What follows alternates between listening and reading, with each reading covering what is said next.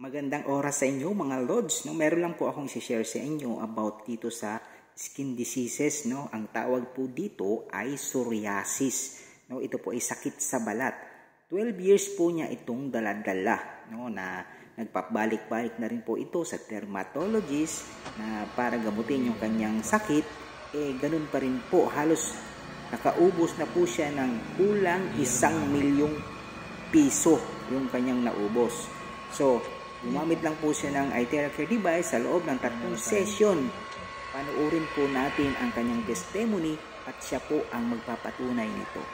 Tara, samahan nyo akong panuorin. Yan o. Buong katawan na po yan. Opo.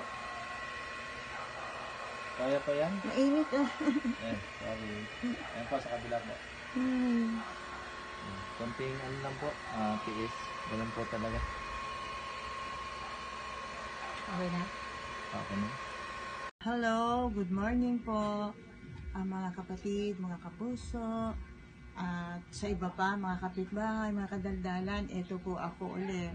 Si Lolita Kim Benitez, alias Amor, na magpapatunay sa inyo na nung nakaraan, unang araw po, talagang bonggang-bongga po ang aking psoriasis, mula po ulo hanggang paa, at hindi po ako nakakatayo. Pero ngayon po, awa ng Diyos, heto na ako ngayon. O diba?